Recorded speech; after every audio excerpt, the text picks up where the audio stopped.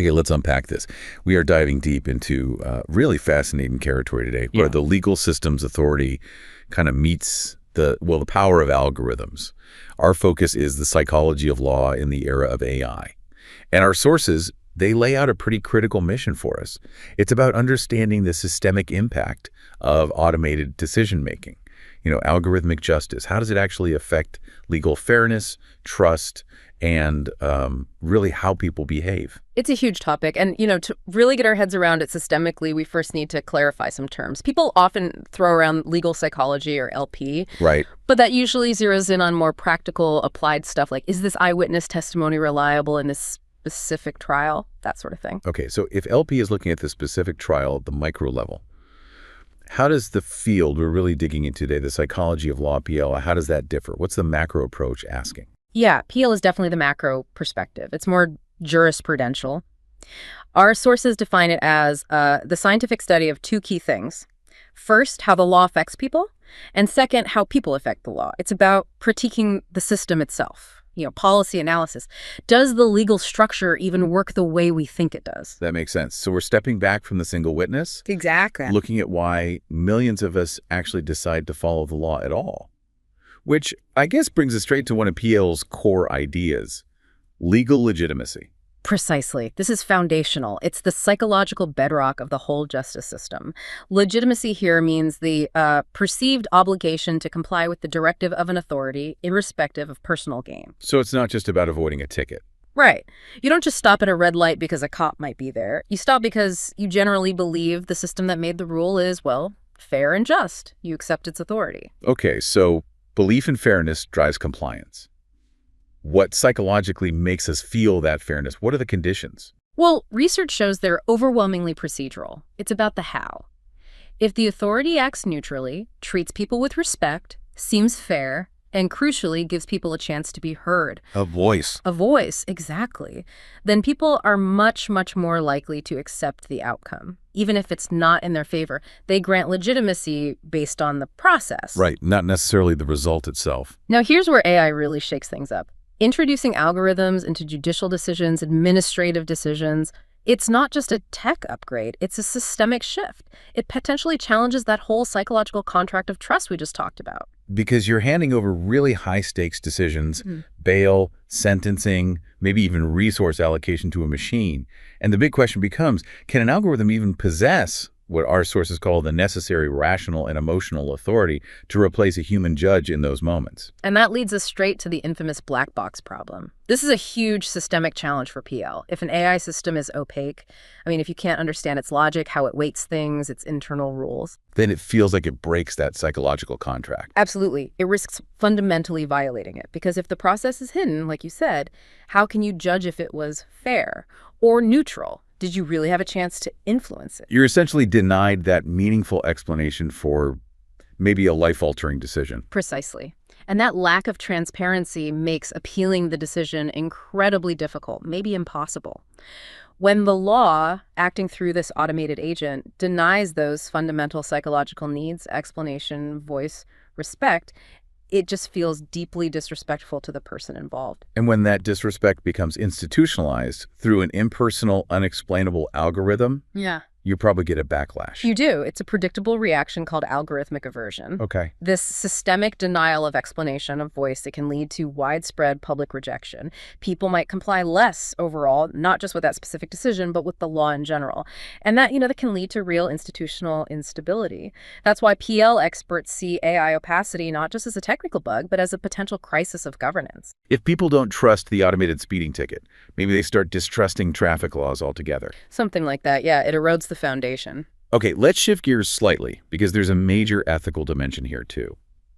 Another central task for PL is looking at the psychological and social costs of algorithmic discrimination. And the sources are really clear on this.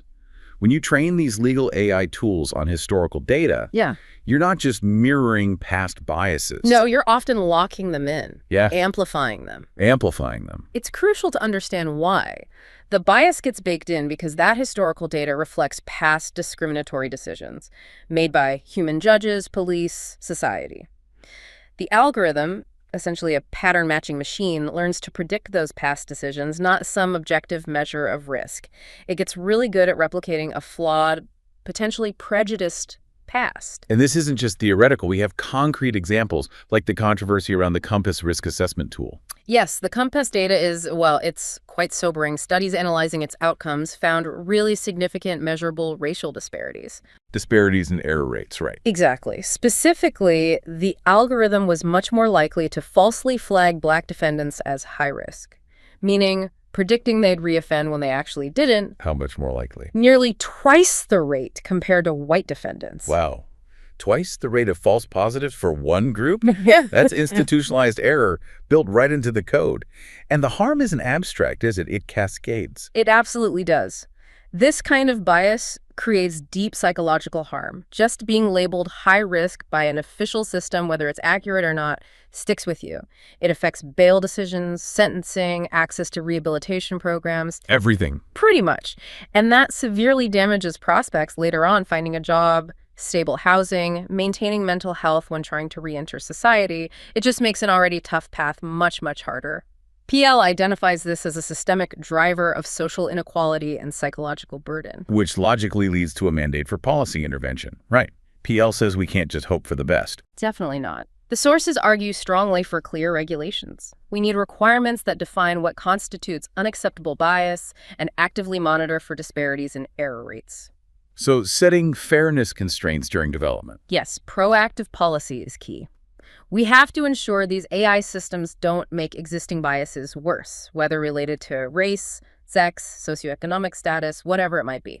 We need to define acceptable limits for unequal errors, because if we just ignore it, the legal system itself is actively widening societal gaps. Okay, so now let's maybe pivot from the defendant's experience and look at the other side. Let's focus on the legal professionals interacting with these systems, the judges, caseworkers, administrators. PL is also scrutinizing their interaction with algorithms, and it highlights two main psychological risks for them. Okay, what's the first one?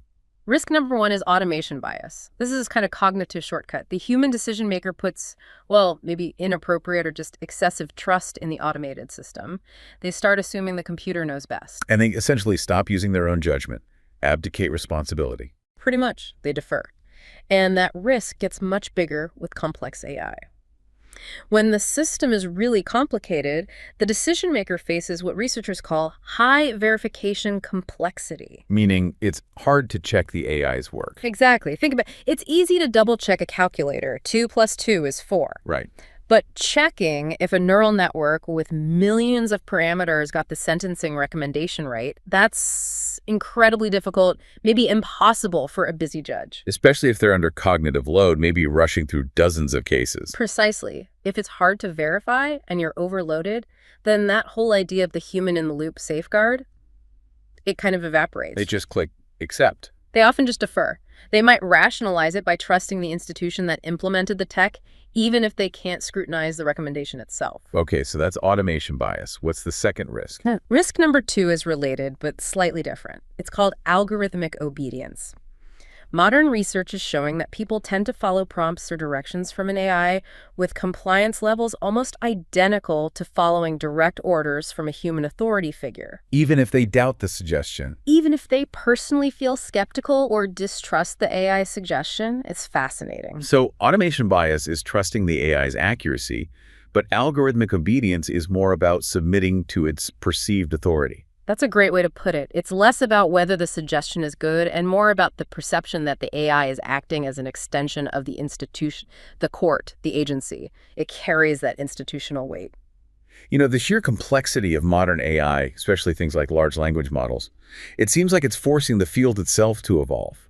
We're moving beyond just observing how people react to law, to now observing how machines react to law. The sources even call it the psychology of machines. It sounds a bit like science fiction, doesn't it? But it's real. PL researchers are actually using methods from experimental psychology to test the moral and legal reasoning capabilities of these LLMs. Literally running experiments on the AI. Yes, to see if the machine can function as a rational, legal actor. Can it reason like one? And what are the early results telling us? Are these models suited for the kind of nuanced judgment law often requires? Well, the findings are really critical for thinking about the future of judicial discretion. On one hand, LLM responses often correlate highly with human judgments.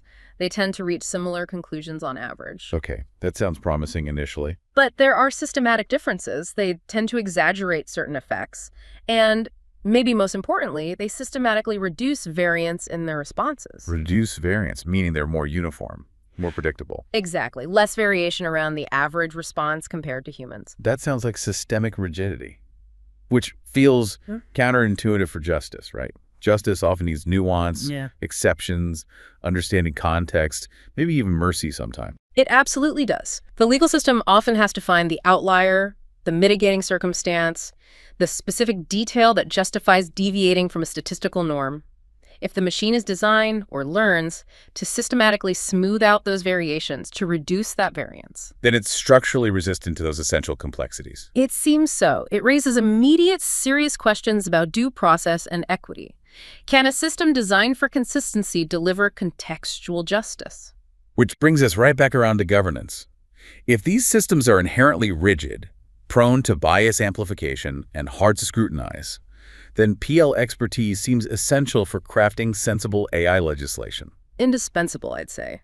The sources strongly argue for robust governance mechanisms, things like ensuring administrative independence for oversight bodies or guaranteeing autonomous judicial review of AI decisions. These aren't just technical checks. They're about preserving judicial autonomy and due process in an automated age. And maintaining public trust. Absolutely. That regulatory clarity is fundamental for reinforcing public trust and ultimately democratic values. So when you put it all together, what does this mean for the illegal world, for how you practice or experience law? The core tension is stark. You have the legal system's deep need for legitimacy built on fairness, explanation, trust, compliance. The human elements. The human elements, yes. Colliding head-on with the nature of many current AI tools, opaque, often rigid, and potentially amplifying historical biases.